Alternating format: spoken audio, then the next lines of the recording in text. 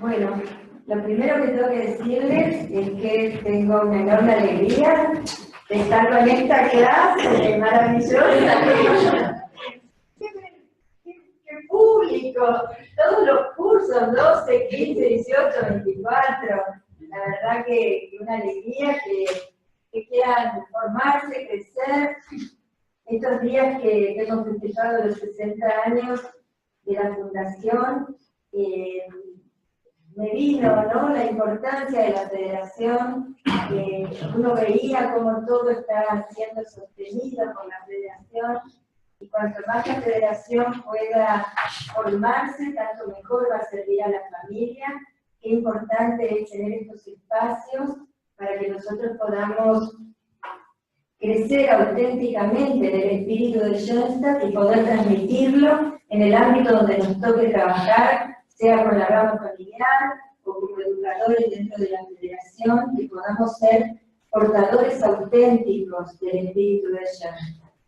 Así que los felicito, que estén con este ánimo de formarse, y ojalá lo puedan hacer de forma continua, más allá de que se organice una escuela, que siempre la región pueda tener espacio para la idea. Ni es solamente vida, ni es solamente gracia, sino los tres elementos coordinados.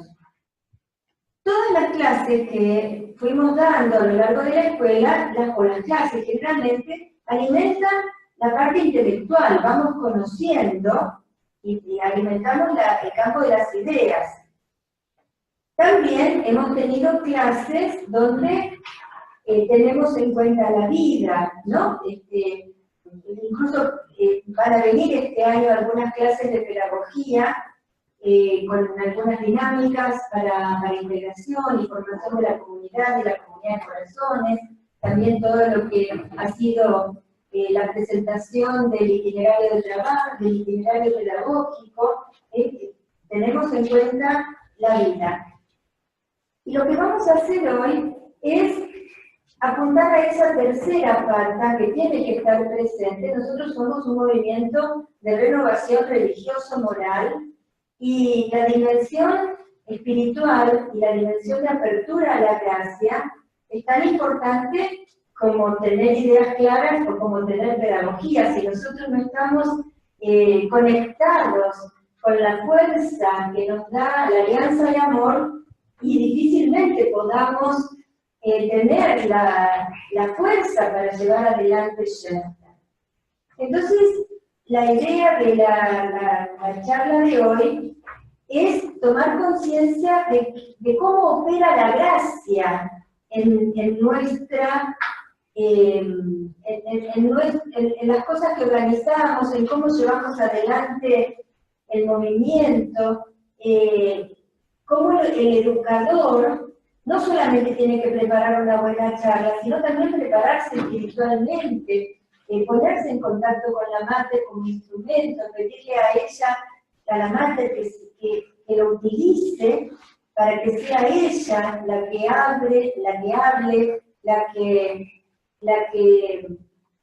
inspire la reunión. Es decir, que no caigamos en ser una empresa, ¿no?, que solamente ejecuta, sino que seamos aliados de la madre y verdaderos instrumentos de Dios en la conducción. Entonces, la charla de hoy apunta a profundizar esta dimensión espiritual.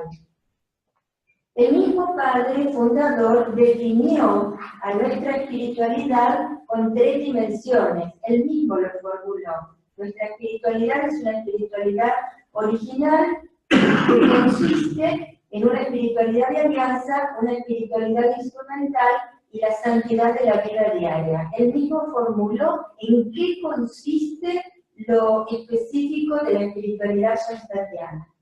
Entonces la propuesta es que la primera parte de la presentación sea fundamental en qué consiste una espiritualidad, la importancia que el padre le daba al vínculo entre la naturaleza y la gracia, y la segunda parte es explicar o profundizar en cada uno de los aspectos de la espiritualidad original. Esto puede ser que seguramente, en primer lugar, nos va a servir a nosotros para profundizar nuestra vida espiritual y crecer en nuestra manera propia y original de vincularnos con Dios, pero también para sentirnos mucho más aliados de la Mater en nuestro apostolado, y no que nosotros solos nos cortamos o solos hacemos las cosas, sino que somos verdaderos instrumentos de ella y somos la extensión de ella en los distintos campos donde nos toca actuar. Esa sería un poco la propuesta de lo que vamos a conversar hoy. Por supuesto, ya sabemos, estamos abiertos a que ustedes me complementen o me pregunten, como siempre, pueden intervenir cuando quieran. Lo primero que tenemos que clarificar es de qué hablamos cuando hablamos de espiritualidad. Espiritualidad es la condición o naturaleza del espiritual. Es decir, hay una dimensión que tiene que ver con un espíritu, y eso nos hace tomar conciencia de que el hombre tiene un espíritu, que somos seres espirituales, un espíritu encarnado en un cuerpo, pero que tenemos una dimensión que es invisible, pero que está actuando en nosotros, y que esa dimensión es importante porque es la que nos permite conectarnos con Dios, poder ser creativos y poder desarrollarnos como personas. Este adjetivo espiritual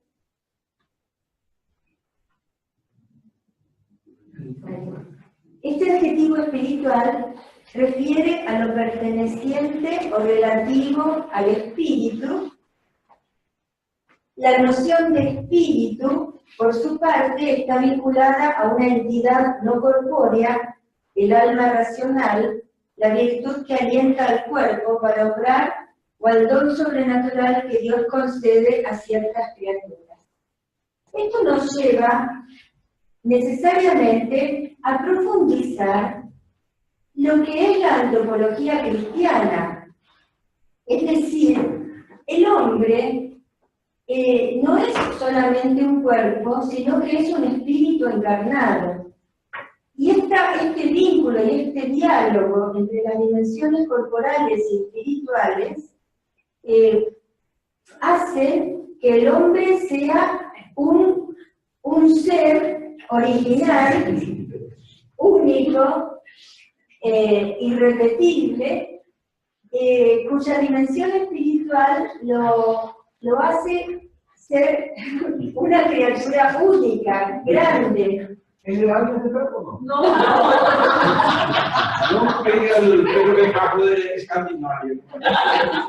Es una guerra nieve.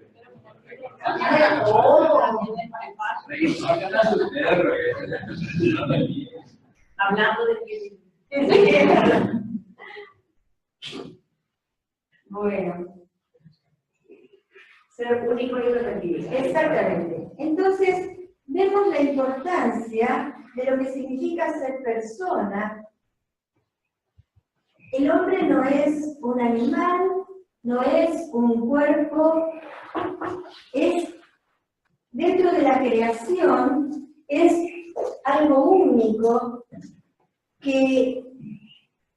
cuya grandeza está dada por la coherencia y la dimensión, por la coherencia y la interacción entre las dimensiones corporales y espirituales. En el ser humano está el cuerpo, no se ven el cuerpo y el alma interactúan y hace que la persona esté abierta a la vida eterna. Yo creo que se los dije varias veces, pero por las dudas lo repito. La relación entre el alma y el cuerpo es una relación de una unidad sustancial. Eso significa que es como si yo mezclara agua con azúcar, termina siendo agua dulce, ¿no? Es decir, que la unidad del alma con el cuerpo dentro de la antropología cristiana hace que yo no pueda decir acá está el cuerpo y acá está el alma, sino que cada dimensión del cuerpo, ¿dónde está mi alma en todo mi cuerpo? ¿Cómo se manifiesta mi alma? A través de mi voz, de mis pensamientos, de mis movimientos. Es decir, el cuerpo es una materialidad animada por un espíritu. Esta visión orgánica del hombre, esta visión integrada del hombre, hace que nosotros no podamos tratar a las personas como si fueran una cosa. Las personas no son un objeto, son un sujeto. Las personas no son algo, son alguien. Y esta dimensión de ser alguien, de ser sujeto, de ser persona, le da al ser humano una cualidad, una dignidad y una, no quiero decir superioridad, pero en realidad lo es por ser la cumbre de la creación. Y esta superioridad la da su dimensión espiritual que está internamente vinculada a su corporeidad, que hace que no sea un mero animal más. Y esto que yo les estoy diciendo, ustedes me van a decir, pero por supuesto. Pero estamos rodeados de un contexto cultural que quiere ver al hombre como, quiere igualar al hombre como uno más de la especie animal. Y esto se hace levantando la categoría de los simios y rebajando lo que es el hombre, a ver hasta dónde podemos decir que somos un simio más, ¿no? Y que por la evolución somos un cachito mejor que los simios, pero no mucho más. Dentro de la antropología cristiana, no lo vemos así. La diferencia entre el resto de la creación y el ser humano es abismal. ¿Por qué?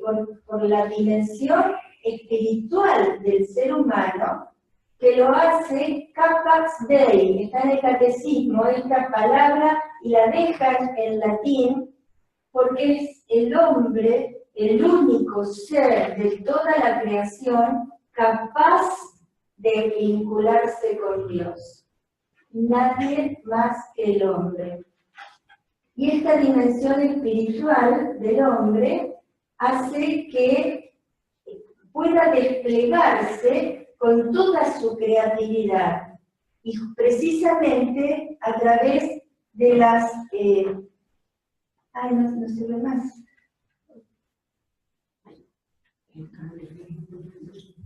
A través de las cualidades propias espirituales, o de las cualidades propias del alma humana, que son la inteligencia, la voluntad y el corazón. Inteligencia por la cual el hombre busca la verdad, voluntad por la cual el hombre busca el bien y busca decidirse por lo bueno, y el corazón, que es la dimensión humana que vincula las cualidades superiores del espíritu con las potencias del cuerpo, la pasionalidad, la fuerza de las pasiones, que están vinculadas a las potencias superiores por la afectividad del corazón.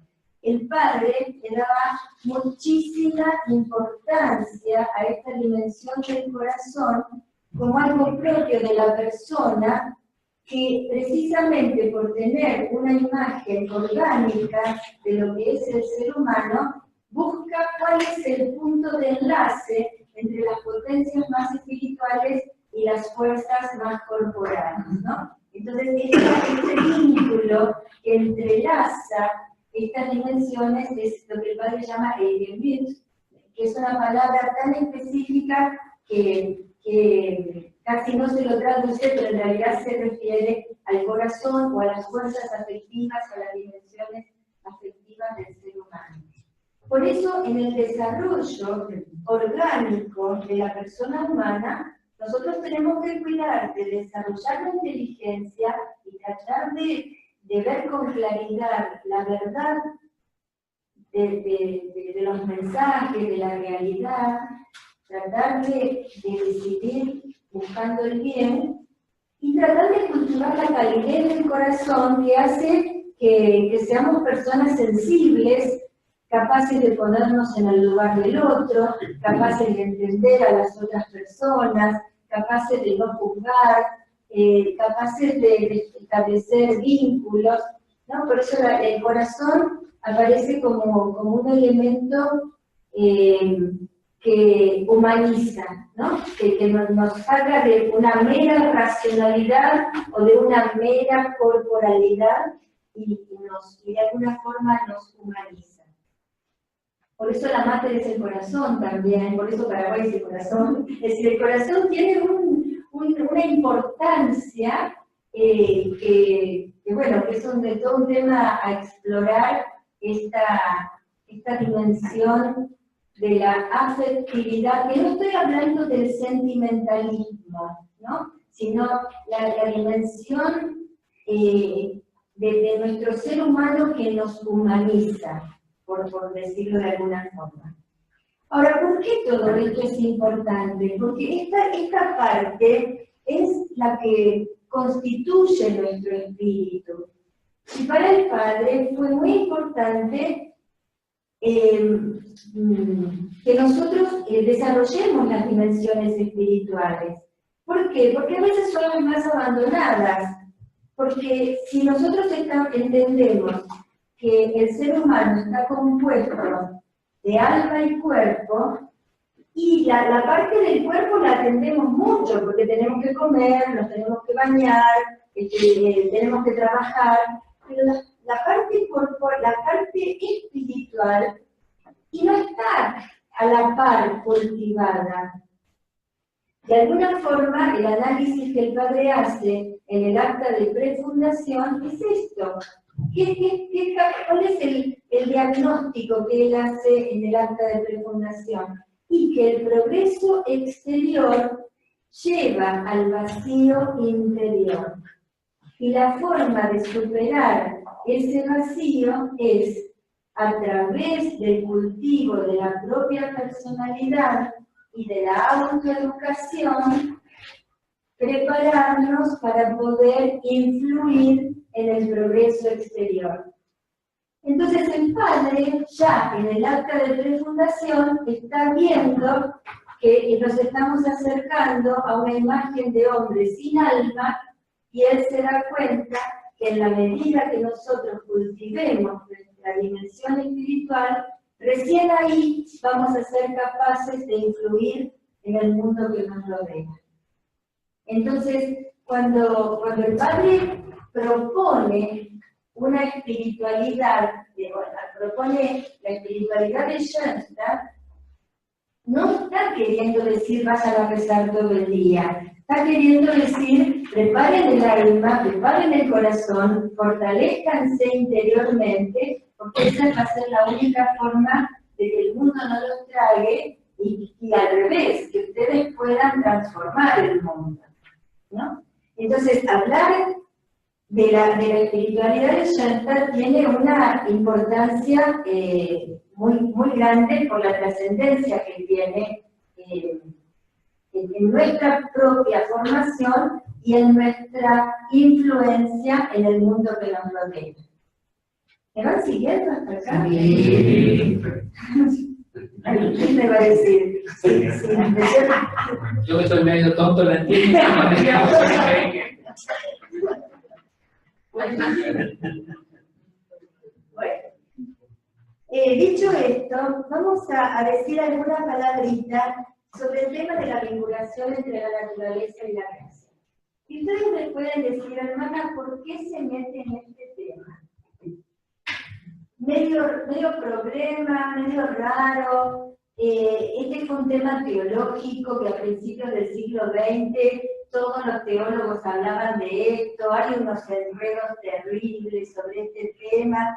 Pero ¿saben una cosa? Si ustedes leen al Padre buscando esta expresión, vinculación entre la naturaleza y la gracia, es transversal.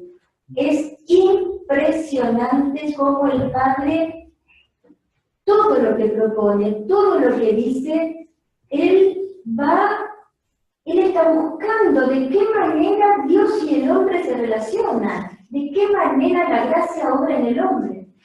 El año pasado, en el mes de octubre, pude estar en Chile en el Congreso Teológico que organizaron los padres de Schoenstatt.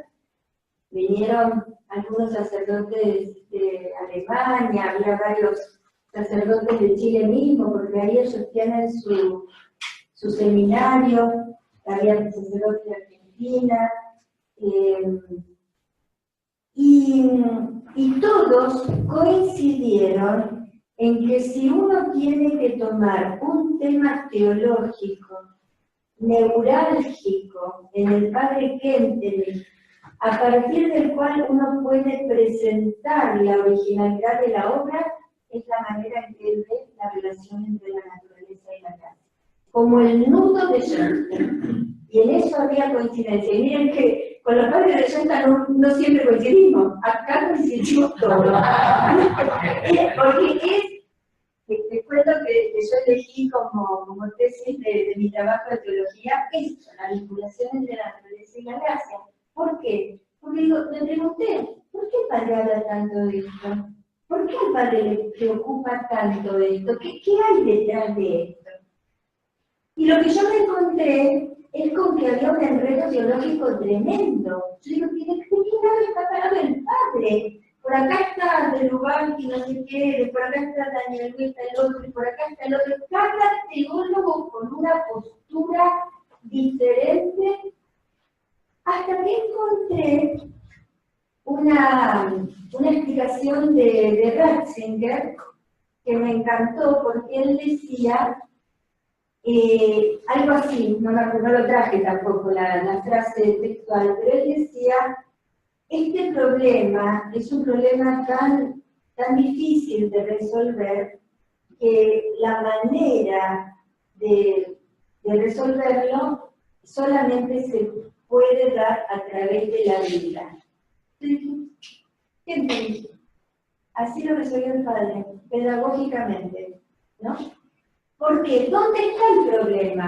El problema está en que si Dios es Dios y está en el plano sobrenatural, y el hombre es hombre y está en el plano creatural, ¿cómo vinculas lo sobrenatural con lo natural? Si son dos dimensiones, son dos naturalezas, ¿cómo se enganchan? ¿Cómo se vinculan? ¿Cómo explicás teológicamente que pueda haber un vínculo entre lo natural y lo sobrenatural?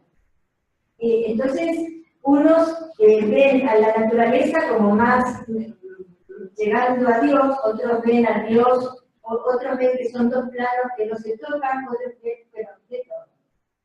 Pero para el Padre, este tema va a ser un tema algo así como si fuera en la naturaleza humana, como si fuera una tela, o vamos a poner una tela blanca, y Dios fuera una tinta azul, ¿no? Y en la medida en que se va vinculando la naturaleza y la gracia, la tela va tomando el color azul. Ahora, la tela no deja de ser tela, pero va incorporando el color de la tinta, ¿no?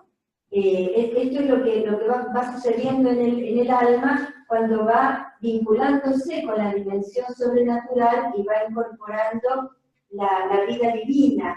Y por eso San Pedro, en la carta de San Pedro, define a la gracia como la participación en la vida divina, ¿no? Pero el Padre casi se puede decir que fundó Schoenstatt buscando responder esta pregunta: ¿cómo puede estar Dios en mi vida? ¿Cómo sé yo que vivo en Dios? ¿Cómo hace la Iglesia para que el cristiano esté cada vez más viviendo en la fuerza divina y no separado de Dios. ¿Cómo hacemos para que nuestra fe no sea un mero cumplimiento, que voy a misa y después me olvido y vivo la semana y no me acuerdo de Dios? ¿De qué manera se da el vínculo con Dios? ¿De qué manera Dios está presente en mi vida? ¿Cuánto va a estar presente en mi vida? ¿Un rato? ¿Un poco? ¿Siempre? ¿De cómo se da este vínculo entre la naturaleza y la gracia? Esa es la inquietud del Padre, que ya la tuvo desde muy joven, y uno puede encontrar que hasta muy avanzados sus escritos, él sigue planteando de qué manera se puede dar este vínculo entre la naturaleza y la gracia, entre Dios y nosotros. Entonces, si ustedes me aguantan, no sé, usted me dirá, vamos a entrar más en profundidad con este tema. Si es muy enredado, Luis me va a decir. Soy un crítico implacable. Implacable, ahí está. Bueno, entonces, ¿qué es la naturaleza? ¿Por qué hablamos? ¿Qué quiere decir el Padre cuando hablamos de naturaleza? ¿Qué es la naturaleza? La naturaleza, y si es muy difícil me lo dicen, la naturaleza es un concepto metafísico por el cual nosotros podemos entender todo lo creado. Entonces, a ver si me entienden. Es lo que el Padre, cuando el Padre busca el orden del ser, está buscando el ser de las cosas, y el ser lo podemos entender de tres formas. El ser de lo que existe,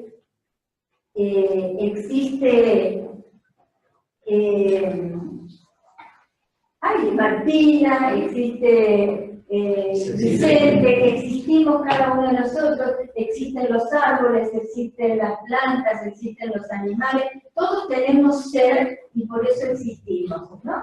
Entonces podríamos decir que hay como una subsistencia o una existencia.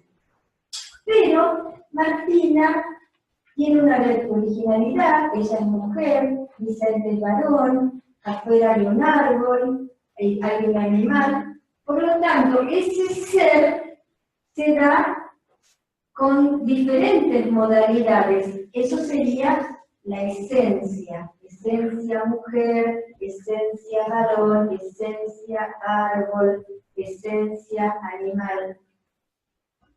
Y la naturaleza es algo puesto por Dios en todos los seres vivos, por los cuales cada ser vivo se desarrolla para alcanzar su propia perfección.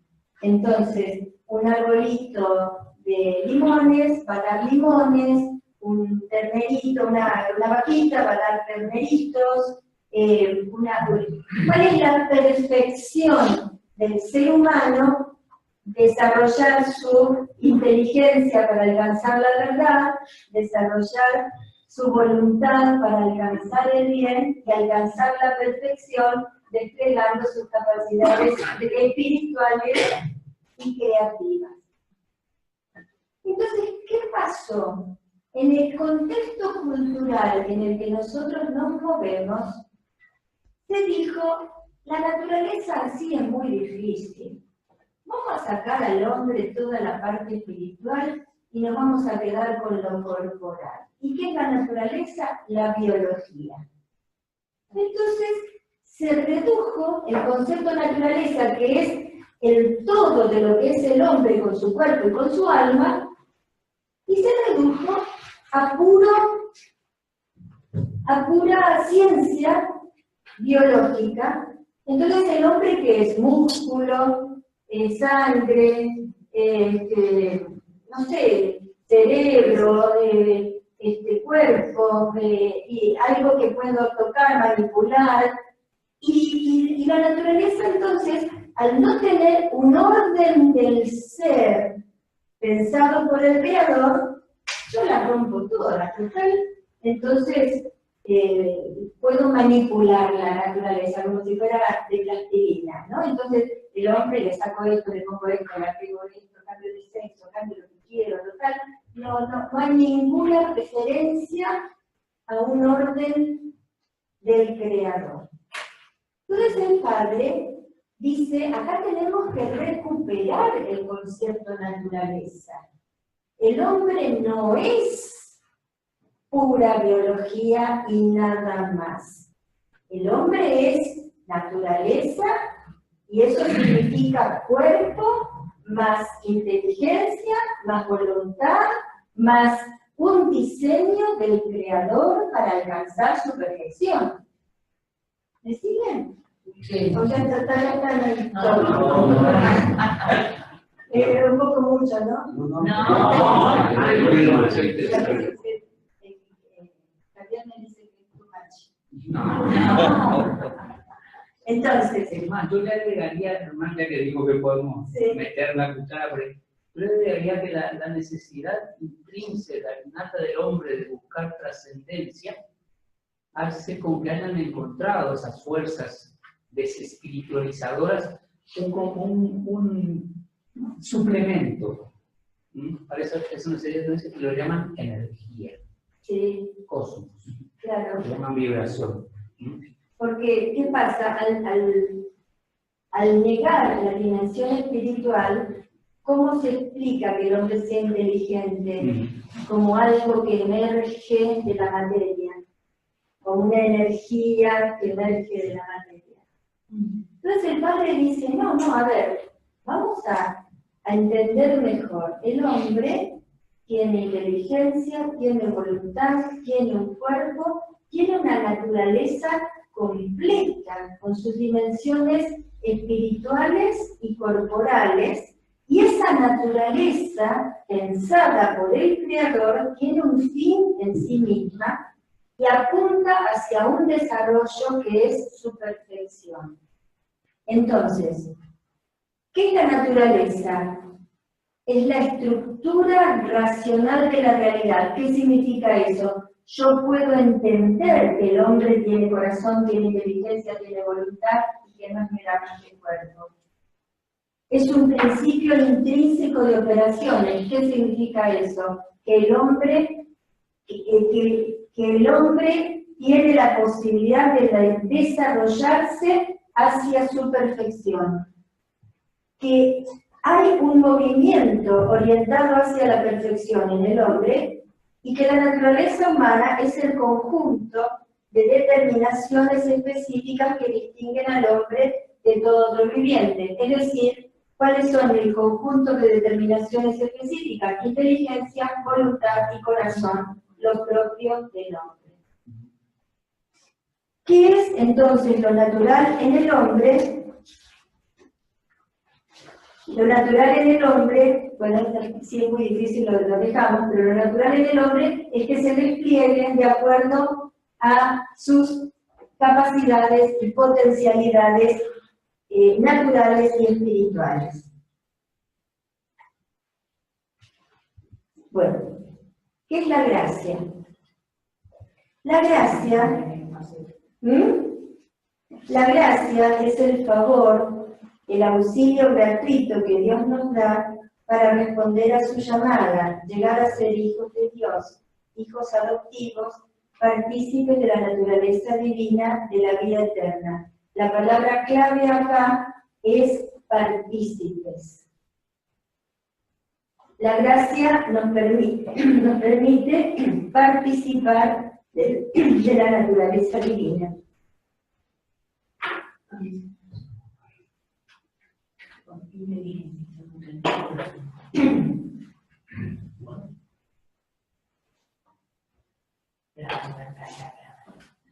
La gracia, que es la presencia de Dios en nosotros, se manifiesta a través de la gracia santificante, que es tal participación es sobrenatural en el sentido que sobrepasa las posibilidades de la naturaleza humana. La gracia santificante es la que recibimos del bautismo, la que nos hace hijos de Dios y la que nos regala la presencia de Dios en nuestra alma. Y la gracia habitual o actual es la que Dios nos regala para inspirarnos y animarnos permanentemente para obrar el bien. Esto lo pasa. Bueno, entonces,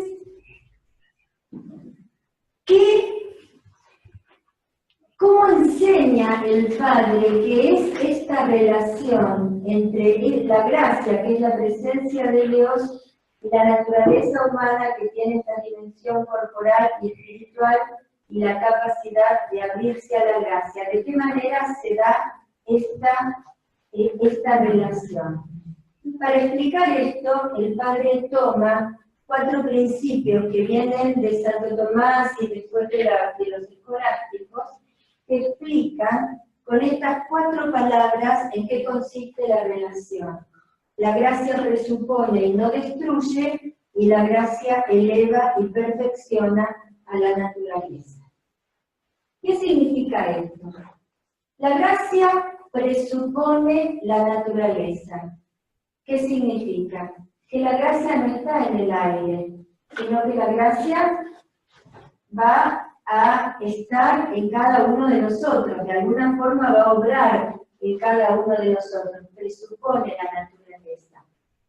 ¿Qué pasa si la naturaleza humana está muy viciada, está muy alejada, está muy bestializada, muy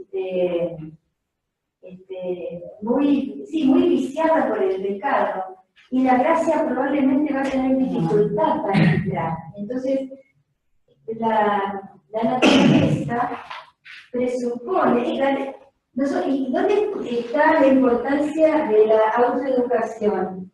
¿Nosotros nos vamos a hacer santos por autoeducarnos? No, Dios es el que nos santifica.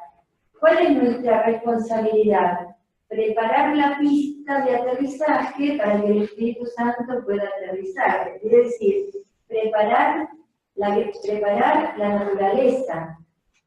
¿Eso qué significa? Bueno, hacer un esfuerzo para salir del pecado, para salir del vicio, para estar en el camino de Dios. Entonces Dios va a poder estar y aterrizar, ¿no? Entonces la gracia presupone la naturaleza. Tiene que haber de parte nuestra un esfuerzo, y lo que el Padre dice, un sacrificio de la naturaleza.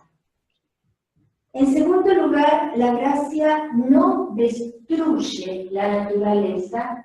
¿Qué quiere decir eso? Que nosotros podemos recibir la inspiración de Dios, por ejemplo, de hacer algo especial, de, no sé, una noche de oración, o las personas que se consagran, vivir la castidad, o vivir la pobreza, o en el matrimonio hacer un sacrificio por el cónyuge o por la familia. Es eso que inspira la gracia, ese plus que inspira la gracia, no destruye la naturaleza.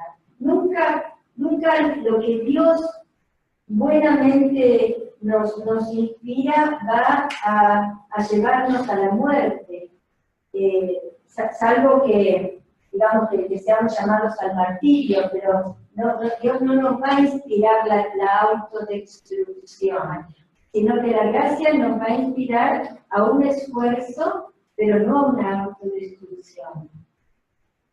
En tercer lugar, la gracia eleva. Esto significa que la presencia de Dios en nosotros va tiñendo la sábana blanca, la va convirtiendo cada vez más en un color azul, y cada vez más en un azul más intenso, en la medida que nosotros nos abramos a la presencia de Dios y por eso vamos elevándonos. Yo creo que todos ustedes pueden seguramente dar testimonio de cómo en la medida que ustedes fueron acercándose a Dios, fueron creciendo, ¿no? Y uno va desarrollando hábitos, a lo mejor una oración más, una santa misa más, un esfuerzo más, un capital de gracias más, y vamos elevando nuestra vida, saliendo a lo mejor de costumbres más mundanas e integrándonos más en una vida cristiana. Entonces, cuando dejamos que la gracia obre en nosotros, vamos acercándonos cada vez más a Dios. Y la gracia perfecciona a la naturaleza significa que nosotros vamos a alcanzar la perfección en la vida eterna y estamos preparados, estamos llamados, convocados al cielo, donde nuestra naturaleza va a alcanzar su perfección por el obrar de la gracia en nosotros. ¿Y cuáles son los modelos que el Padre muestra para mostrar de qué manera se da esta interacción entre la naturaleza y la gracia? Y nos muestra Cristo que se encarna, Dios que toma la naturaleza humana, un misterio insondable pero real. Cristo es verdadero Dios y verdadero hombre, y María, que es plenamente humana pero llena de gracia y que muestra hasta dónde la naturaleza humana puede ser elevada a la divinidad más allá de lo que cualquier persona puede hacer. Por lo tanto, estas dos personas nos muestran un movimiento descendente de Dios que se encarna y un movimiento ascendente de una naturaleza humana plenamente humana y totalmente sublimada. Y por eso el Padre nos va a mostrar en esta pareja maravillosa de Cristo y María la dimensión de cómo se puede unir la naturaleza y la gracia cuando Dios obra y el hombre se abre a la gracia. Con estos dos modelos, el Padre nos muestra lo que es su proyecto de educación en Schoenstatt. Que podamos ser personas que viven en Cristo y en María, o que tienen a Cristo y a María como sus modelos de vida. ¿Cómo vamos hasta acá? Atrapados. ¿Eh? Estamos viendo. ¿Cómo? Están explicando un ¿Aguanta el otro cachito? Ana, una consulta. En un raciocinio que hizo, de que Dios bajó a la tierra y elevó a María. ¿En qué parte, qué papel juega el amor ahí? Que el amor es lo más importante que tiene Dios hacia nosotros, hacia lo natural, que nos convierte, el amor hace parte del espíritu, hace parte del alma, en donde nosotros también nos diferenciamos de los otros seres, digo, ¿en qué parte juega el amor? Y todo, porque Dios es amor, Dios es amor, y todo lo hace por amor, para el amor, y Dios se encarnó por amor, y nos vino a anunciar el amor de Dios. O sea, el amor hace un círculo tras eso. El amor, podríamos decir que el amor es esa fuerza descendente y esa fuerza ascendente. Incluso hay una plática donde el Padre habla en el hacia el Padre, en el Gloria del hacia el Padre, habla de los peldaños de amor con los cuales Dios fue descendiendo a la tierra y nos va conduciendo de regreso al Padre, ¿no? Ese círculo, ese flujo que sale de Dios y vuelve a Dios, y de alguna forma este movimiento de Cristo que se encarna y María que se eleva, de alguna forma muestra ese movimiento de amor de Dios hacia la humanidad y hacia la creación. Otra consulta. En la antropología teológica, ¿el amor se circunscribe únicamente hacia la naturaleza humana? para los humanos. Y a ver, Dios cuida de las aves del cielo y de los lirios del campo, pero el amor como fuerza espiritual que es propia de la voluntad del querer y el amar es un movimiento espiritual, es propio de naturalezas espirituales. Entonces Dios es espíritu y se comunica a los seres espirituales con esa fuerza espiritual. ¿Estamos? Bueno, entonces ahora vamos a hablar solo de la primera y después hacemos la pausa si quieren para que no... La espiritualidad de Schoenstatt, por la cual el Padre va a mostrar pedagógicamente cómo interactúa la naturaleza con la gracia, es a través de la triple espiritualidad. Ustedes se van a dar cuenta que en Schoenstatt nuestra espiritualidad no es una espiritualidad desencarnada, sino vinculada. Es una espiritualidad que tiene en cuenta las dimensiones espirituales y corporales. Está buscando, el Padre está buscando de qué manera se conecta la naturaleza con la gracia. Y él mismo formula esta triple espiritualidad y la explica así: alianza de amor, piedad instrumental y santidad de la vida diaria.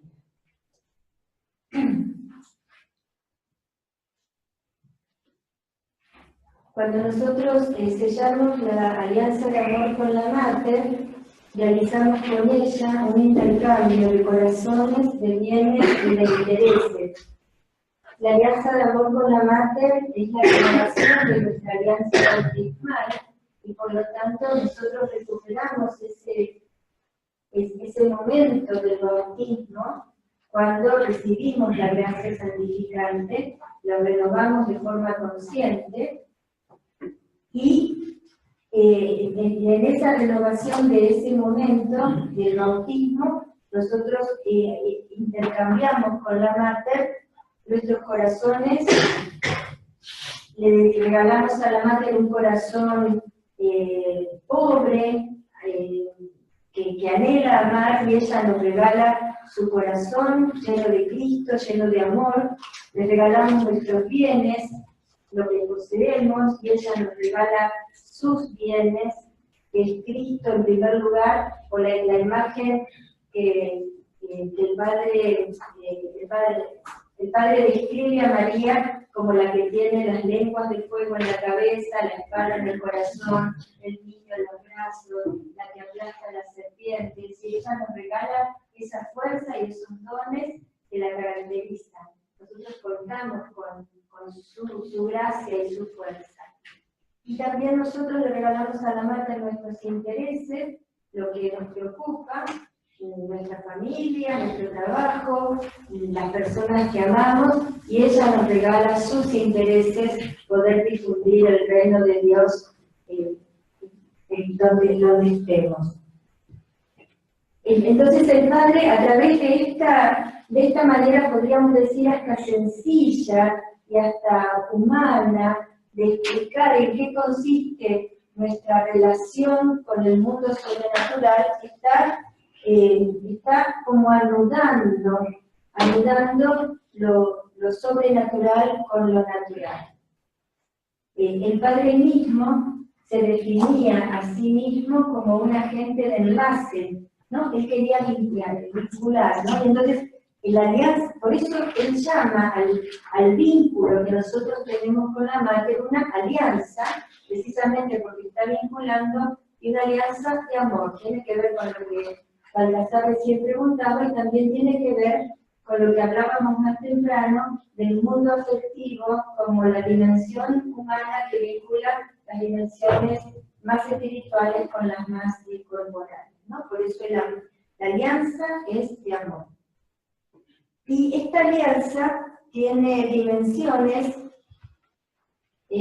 varias veces hemos hablado de esto, disculpen la reiteración para las que ya han tocado este tema, pero es importante entender que no se trata de un momento y que ya pasó, sino que se trata de algo en lo cual podemos crecer, como como cuando uno tira una piedra en el agua y se van haciendo ondas, y la alianza de amor es más grande, y más grande, y más grande, y podemos seguir profundizando y creciendo en esa alianza de amor.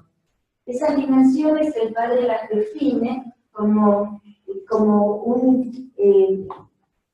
que tiene altura, profundidad, longitud y latitud, ¿no?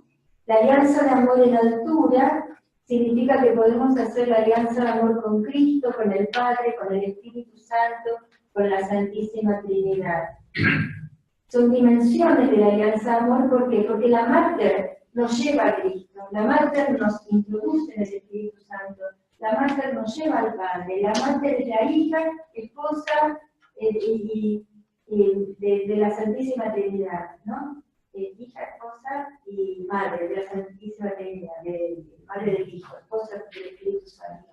Hay una dimensión de crecimiento en Dios que lo da en la profundización de la alianza de amor en altura.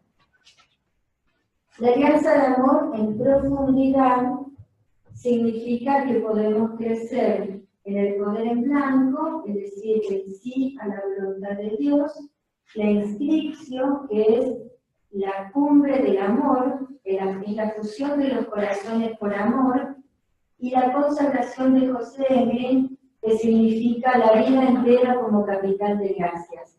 No es la muerte. José Engrin sí murió. La Mater aceptó su vida como capital de gracias. Pero la consagración de José Engrin como hijos de Schoenstatt significa que mi vida es un vivo capital de gracias para la gracia del santuario. La alianza de amor en latitud significa que podemos hacer también una alianza de amor entre nosotros. Todos los que hemos sellado la alianza de amor con la Mater, podemos hacer también podemos regalarnos mutuamente el corazón y vivir uno dentro del corazón del otro y tener cobijamiento en el corazón del otro y por eso vivir aliados entre nosotros.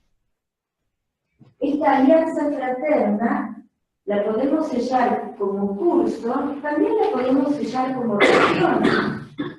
También la podríamos sellar como territorio. No tenemos un límite con quién sellar esta alianza de amor de corazones entre los que fuimos llamados a la alianza de amor, ¿no?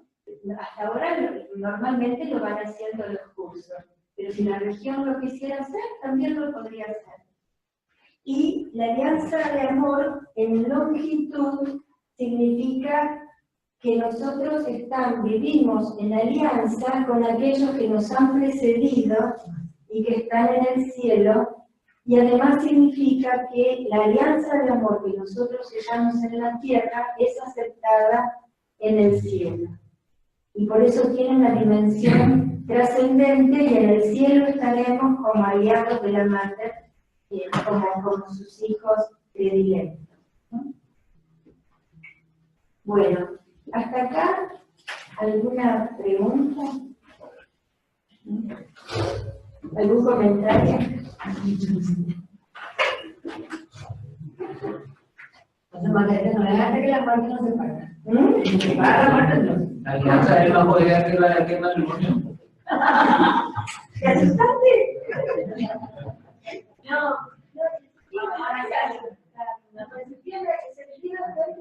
Siempre podemos estar dando un paso más. Cuando un curso me dice no sabemos qué hacer, y podemos crecer en alianza.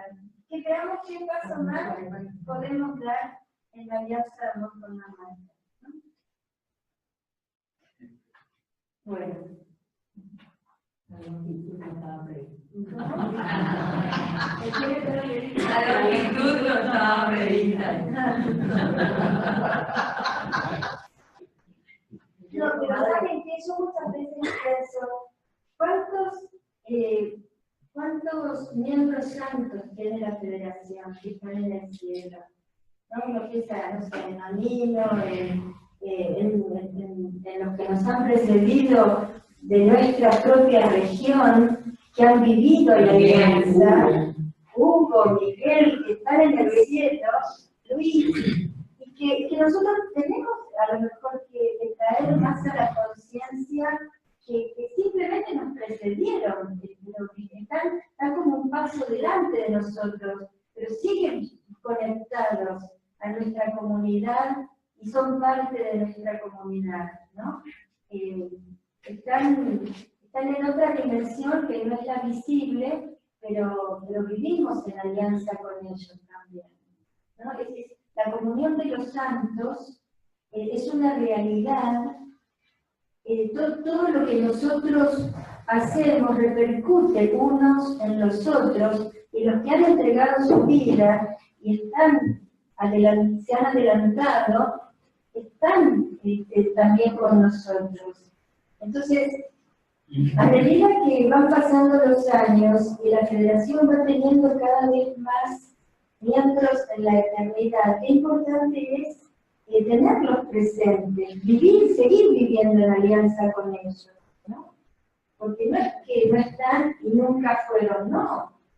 Tienen que estar tan presentes como cuando estuvieron acá, en la tierra, ¿no? Hay una dimensión de eternidad en la alianza. Pero como se vive con el Padre gente, ¿no? Exactamente. Eso es lo que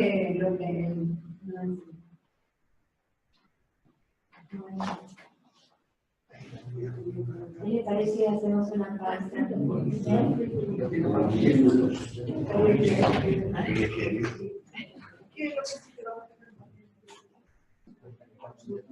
La segunda parte vamos a hacer un rato que yo voy a exponer, pero vamos a dejar tiempo para hacer un intercambio.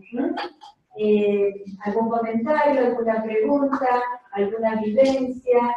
De manera que vamos a hacer algún aterrizaje sobre este tema, para que no quede teórico. La segunda dimensión de nuestra espiritualidad es la piedad instrumental. Tenemos que ver las tres piedades como una sola piedad. El Padre, o como una sola espiritualidad. El Padre las dividió, podríamos decir, para que podamos entender mejor el contenido. Pero nosotros vivimos una sola espiritualidad. Entonces casi podríamos decir que nuestra manera de ser aliados de la Mater es ser instrumentos de la Mater. En eso consiste nuestra vida de alianza. Y el Padre describe la piedad instrumental con 6 características, que son la entrega total, la disposición al sacrificio, el espíritu de conquista, el reflejar a la Mater, la seguridad y la libertad y la fecundidad. Cada una de estas características él las desarrolla en cada una de las estrofas del cántico al instrumento del Hacia el Padre. Entonces, si les parece, vamos a tratar de profundizar yendo a cómo él mismo lo expresa en cada una de las estrofas. Él espera del instrumento una entrega total. Y en la oración se reza así: Madre 3 veces admirable, consérvanos siempre como instrumento tuyo. Haz que con amor hoy y todos los días nos pongamos a tu servicio. Según los deseos de Dios, usa de nosotros enteramente para tu reino de Shasta. Entonces, la primera característica del instrumento es ponerse al servicio. Que con amor hoy y todos los días nos pongamos a su servicio. Pedirle a Dios que use de nosotros. Que estamos enteramente para su reino de Shasta. Entonces, la palabra entrega total, disposición, enteramente. son cualidades del instrumento en esta primera característica que es la entrega total. El instrumento no se reserva nada para sí mismo. Me gustaría, antes de continuar, que podamos entender lo que significa ser instrumento. Instrumento significa que el artífice de la obra utiliza algo para poder llevar adelante la obra, un pincel o un cincel, un instrumento por el cual se va pintando o tallando una obra. Si el instrumento es bueno, el autor de la obra va a poder realizar una mejor obra. Entonces, cuando el Padre quiere desarrollar en nosotros una piedad instrumental, nos está enseñando cuáles son las cualidades para que podamos ser buenos instrumentos, para que la Mater nos pueda utilizar y realizar mejor la obra de Schoenstatt o el fin apostólico que ella quiere realizar, ¿no? Por eso es importante que el instrumento tenga estas características. La primera es olvidarse de sí mismo y entregarse. Es la cualidad del instrumento. Tal vez podemos profundizar la idea del instrumento desde la filialidad, que si bien el Padre no formula la filialidad como una dimensión de la espiritualidad, así específicamente como alianza de amor, piedad instrumental, santidad de la vida diaria, podemos decir que el instrumento tiene que ser filial, porque si no está a disposición como lo está un niño ante su padre, no puede ser útil a su padre. Entonces, esta entrega total tiene que ver también con la entrega que un hijo tiene ante su padre, la confianza total con la cual un hijo se entrega a su padre. Esta es la primera característica del instrumento, la entrega total. La segunda característica es la renuncia y disposición al sacrificio. Si yo soy instrumento, lo importante es la obra, yo no soy importante. Entonces el instrumento renuncia a los honores, porque sabe que no es el artífice de la obra. El artífice de la obra es Dios. Entonces le decimos a Dios, toma el corazón y la voluntad, te pertenecen por completo. Ciegamente quieren doblegarse a tus indicaciones y a tu palabra. Ser total posesión tuya es para el instrumento su honra y su gloria. Qué importante que es que en la construcción del reino de Dios nosotros seamos conscientes de que somos utilizados por Dios. Es decir, acá hay dos maneras de enfrentar esto. O nos ponemos en el centro nosotros, o lo ponemos a Dios en el centro. No hay otra, ¿no? Entonces, cuando nos ponemos nosotros en el centro, y vamos a estar buscando lucirnos. Cuando nosotros lo ponemos a Dios en el centro, vamos a estar buscando frutos, vamos a estar buscando que Dios nos está utilizando y que nosotros no somos importantes. Y por eso renunciamos a nosotros mismos y estamos dispuestos al sacrificio que requiera el llevar adelante la obra, lo que sea, llevar adelante un curso, llevar adelante un grupo, llevar adelante la mantención del santuario, aquello para lo cual Dios nos está utilizando, Dios está obrando en nosotros. Y no es que somos nosotros y estamos buscando que se nos agradezca, que se nos rindan honores, que nos digan 1000 veces lo que sea, ¿no? En tercer lugar, la tercera cualidad del instrumento es el espíritu de conquista.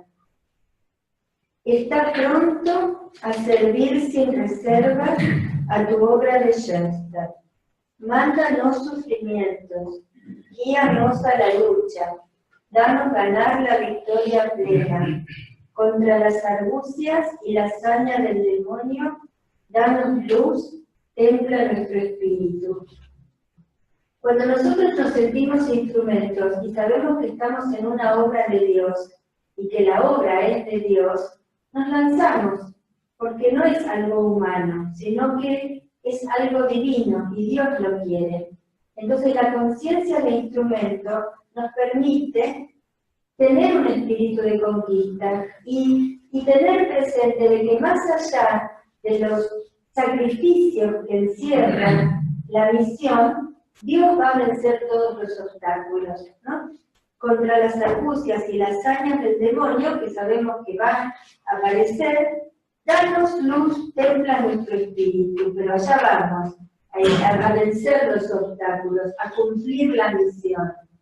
No estamos, no puedo, no me animo, no tengo tiempo, no, espíritu de conquista, conciencia de misión. Lo que podemos y cómo podemos, total, es Dios en nosotros el que está llevando adelante esto, o la madre de nosotros la que está llevando adelante la obra. Entonces podríamos decir que estas tres primeras características, entrega total, disposición al sacrificio o renuncia y espíritu de conquista, son las cualidades que se requieren para tener una actitud instrumental. Y ahora vamos a ver cuáles son los frutos de obrar instrumentalmente. ¿Qué fruto trae? ¿Qué beneficio trae actuar como un instrumento y sentirnos instrumentos en manos del amante? El primer, acá los tengo desordenados, perdón. Este es el cuarto. Los tengo desordenados. La cuarta estrofa dice: aseméjanos a ti y enséñanos a caminar por la vida tal como tú lo hiciste, fuerte y digna, sencilla y bondadosa, repartiendo amor, paz y alegría. En nosotros recorre nuestro tiempo, preparándolo para Cristo Jesús. Entonces, el primer fruto del que actúa como instrumento es ser una aparición de María, es ser un reflejo de María, es ser María para los demás. Estamos caminando por el mundo regalando lo que regala la Mater. Y se lo pedimos a ella, ¿no? Que lo haga en nosotros, que caminemos por la vida como lo hizo ella, fuerte, digna, sencilla, bondadosa, repartiendo amor, paz y alegría. Es el primer fruto de la actitud instrumental, representar a la Mater, regalar a la Mater, hacer visible a la Mater.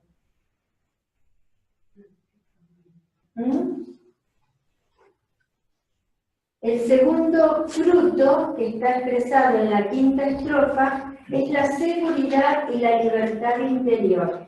Porque si nosotros actuamos con la fuerza divina, eso nos da tranquilidad, sabemos que Dios lo quiere, y nos da libertad también para entregarnos, para lanzarnos.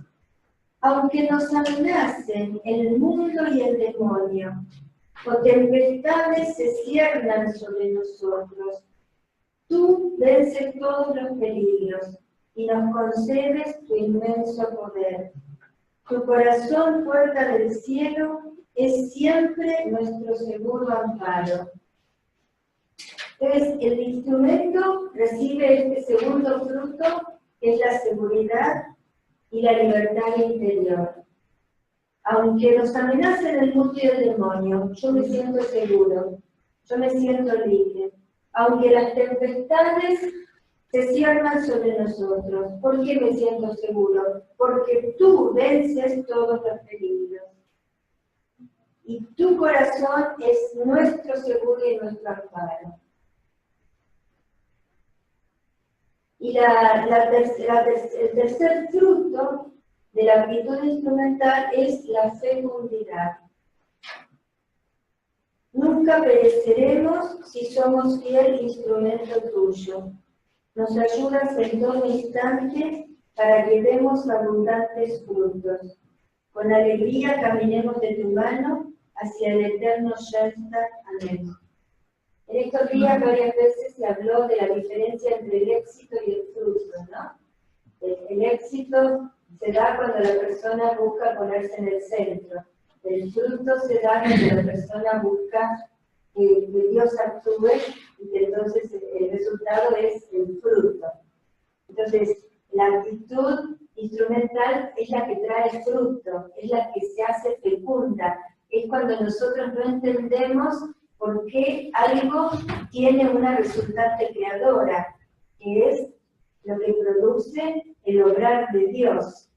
Entonces, cuando actuamos con la actitud instrumental, somos fecundos.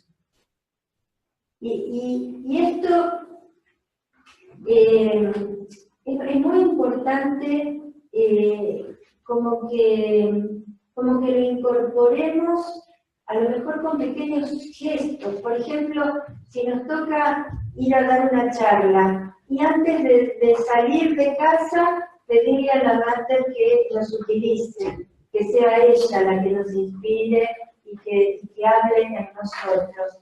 Si estamos conversando con una persona y tenemos que darle un consejo, que la máster nos utilice como instrumento y nos inspire para poder dar un buen consejo. En todo momento ponernos a disposición para ser instrumentos, y entonces al actuar con esa actitud instrumental vamos viendo que es Dios el que va actuando en los demás y vemos entonces los frutos que trae esa actitud instrumental. Muy bien. Y la tercera dimensión de la espiritualidad sheltatiana es la santidad de la vida diaria, que el Padre la define como la armonía santa entre la vinculación hondamente afectiva con Dios, con los hombres y con las cosas, y el trabajo en todas las situaciones de la vida. Acá vemos, ya empiezan a resonar varias palabras de lo que hablamos hoy. Armonía tiene que ver con los vínculos, que no queda ninguna dimensión fuera de lo que es la santidad. No es que para el Padre santidad es ir a rezar. Hay que rezar, sí, pero también el vínculo con los hijos, con el trabajo, con las cosas, con el cuerpo, todo, la armonía entre Dios y los hombres, las cosas, el trabajo, en todas las situaciones de la vida. La palabra armonía también hace alusión a la alianza, al vínculo, ¿no? a que queden engarzadas de alguna forma todas esas dimensiones, que queden anudadas, que queden formando un todo, ¿no? Y fíjense, la vinculación tiene que ser hondamente afectiva, y acá lo encontramos. Hoy hablamos de la importancia del corazón, y acá el Padre está hablando de que ese vínculo con Dios, con los demás, tiene que ser un vínculo afectivo. Yo tengo que vincularme con Dios de manera que estoy dialogando con una persona, no es que no te sabe María el mejor, sino estoy con la madre, estoy con una persona, la quiero, la amo, me vinculo con cariño, ¿no? Al mundo sobrenatural. Entonces la vinculación es hondamente afectiva con Dios, con los hombres y con las cosas, y el trabajo en todas las situaciones de la vida. Por ejemplo, algunos puntitos nomás, porque de cómo es nuestra vinculación con Dios, podríamos decir que para el Padre era importante el cultivo de la filialidad en el sentido de que frente a Dios somos hijos, frente a Dios somos pequeños. Y este tema de la filialidad no solamente es importante como un elemento espiritual, digamos, en relación a nuestra vida de oración, es también importante como componente antropológico. Cuando nosotros estamos en la federación y una persona no es filial, esa persona va a chocar con la comunidad, porque va a querer imponer su opinión, va a querer estar en el centro, va a cuestionar lo que dijo el educador, va a cuestionar lo que dijo el jefe de la comunidad.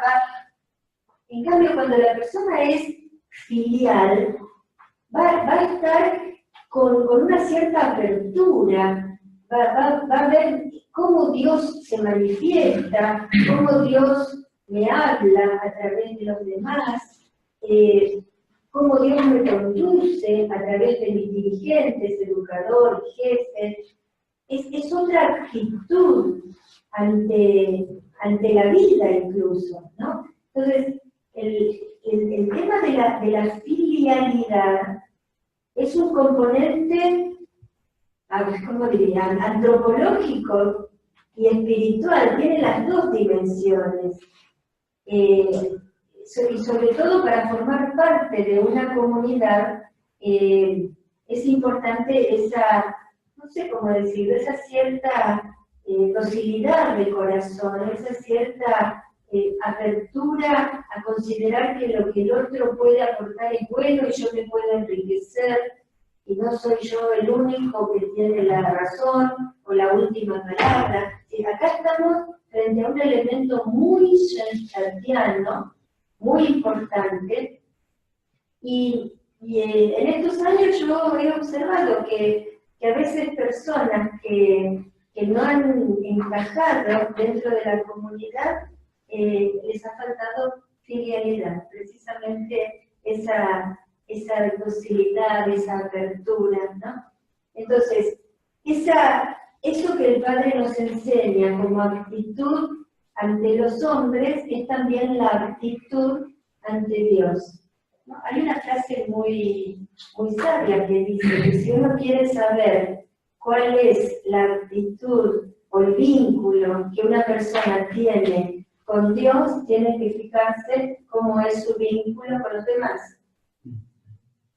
Y es muy cierto, así como yo me vinculo con los demás, probablemente así sea mi vínculo con Dios, ¿no? Entonces, esta como cierta apertura que tengo ante los demás, probablemente sea también la apertura que tengo frente a Dios, ¿no? Como un componente espiritual, de una cierta simpleza, de una cierta, no sé, docilidad ante Dios.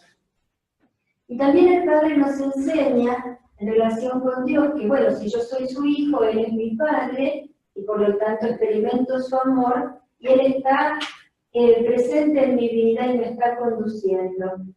Dios que es Padre, la Mater que es mi madre, ¿no? que me van guiando día a día. Entonces el Padre recomienda como un ejercicio del vínculo con Dios, mirarlo, hablarle y ofrecerle pequeños sacrificios.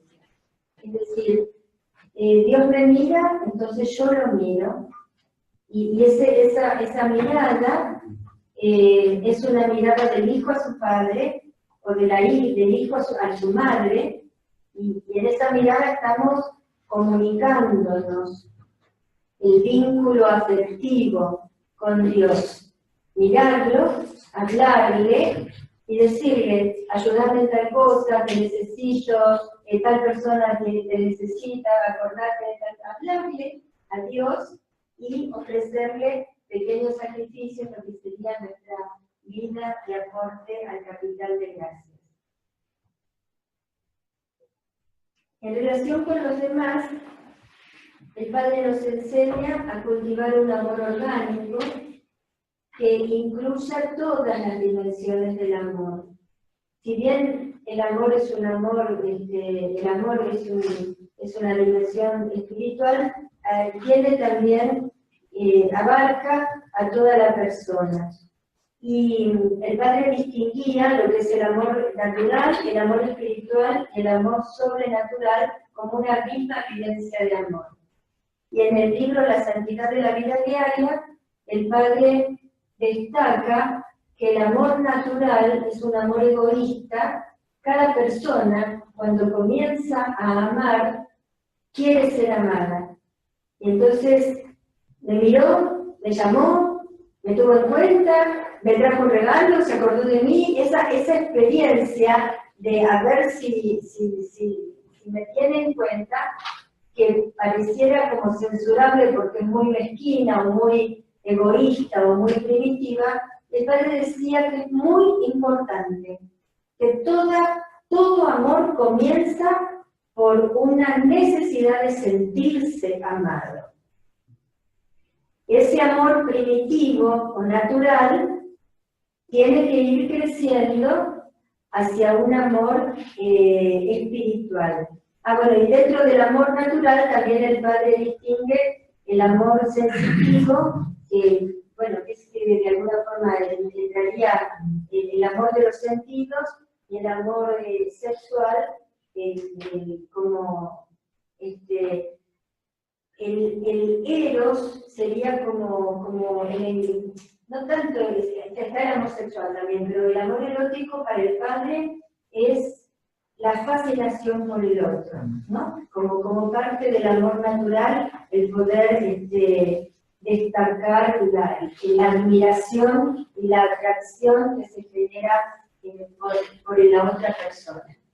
El amor espiritual ya es un amor que encierra el reconocer lo bueno que tiene el otro, el reconocer sus cualidades, ya no están solamente las necesidades primitivas, sino ya entramos en una consideración más, podríamos decir, humana, de la otra persona, más racional también. Y finalmente el amor sobrenatural es amar al otro porque Dios lo ama, ¿no? Y muchas veces dentro de una comunidad nosotros tenemos que ejercitar este tercer tipo de amor, amar al otro porque es mi hermano, más allá de su manera de ser, que puede ser que no coincida tanto con mi manera de ser, ¿no? Pero aceptarlo porque es un hijo de Dios y porque Dios lo ama. ¿Esto por qué lo traigo? Porque para el Padre el amor, si bien es una sola fuerza, incluye a toda la persona. Lo sensitivo, lo natural, lo espiritual y lo sobrenatural. Y nosotros tenemos que entender el amor como una trama que encierra todas estas dimensiones. La vinculación a los demás, el padre habla de una vinculación profética, la vinculación a las cosas, una vinculación profética, heroica y sacerdotal.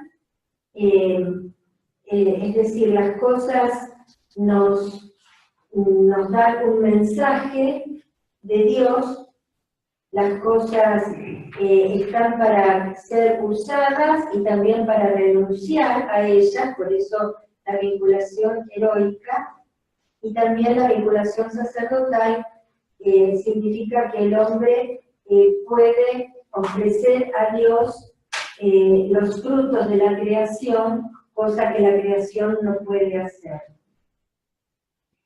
¿Se dan cuenta ustedes que acá hay un componente muy espiritual? Es decir, las cosas no son meras cosas materiales, sino que al tener este componente, entonces nosotros las usamos en su correcto sentido y renunciamos también correctamente a las cosas o disfrutamos correctamente de las cosas al tener en cuenta que nos son un regalo de Dios, nos dan un mensaje de Dios y nos son dadas para que las podamos ofrecer a Dios. Esto puede parecer muy teórico, muy espiritual, pero si lo tenemos en cuenta, podemos bajarlo y preguntarnos en relación a la pobreza, si nosotros usamos correctamente de las cosas, cómo gastamos el dinero, si gastamos dinero en cosas superficiales, o si somos generosos en ayudar a los demás. Es decir, aparecen como un montón de aplicaciones a partir de cómo nos estamos vinculando con las cosas que Dios nos da. Y finalmente, esta santidad de la vida diaria tiene la característica de que es mariana, en el sentido de que el Padre quería que nosotros, con este vínculo a la Mater, la alianza de amor, la actividad instrumental y la santidad de la vida diaria, nosotros pudiéramos cada vez más reflejar a la Mater en el mundo.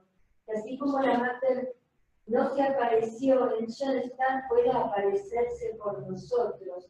Y eso encierra cambios de conducta, cambios de actitudes, para que cada vez más seamos personas marianas, personas que reflejen a la Mater en su manera de hablar, en su manera de vestir, en su manera de tratar a los demás, en su manera de educar a los hijos, en su manera de rezar, en su manera de darse, y cada vez más podamos reflejarla a la Mater.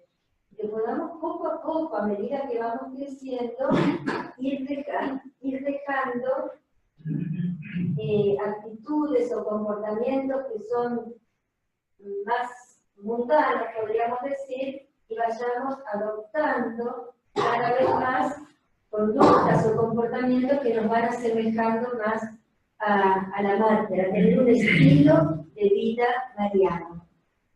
Y finalmente, así como comenzamos hablando de la relación entre la naturaleza y la gracia, vamos a ver cómo el Padre ve a la Mater precisamente como el nudo que vincula estas dos dimensiones. En la segunda acta de fundación, el Padre dice: desde un punto de vista dogmático, María está ante nosotros como el punto de intersección de naturaleza y gracia. Todo lo que hay de grande en el reino de la naturaleza y de la gracia, lo que hay y puede haber de maravilloso y apetecible en el reino de la naturaleza, todo confluye hacia ese punto nuclear y de intersección. Ella es el punto de intersección entre naturaleza y gracia. Y en esta última frase, esta es la última diapositiva, el Padre nos dice: María es para nosotros, en su plenitud personal, el punto de convergencia clásico de lo natural con lo sobrenatural.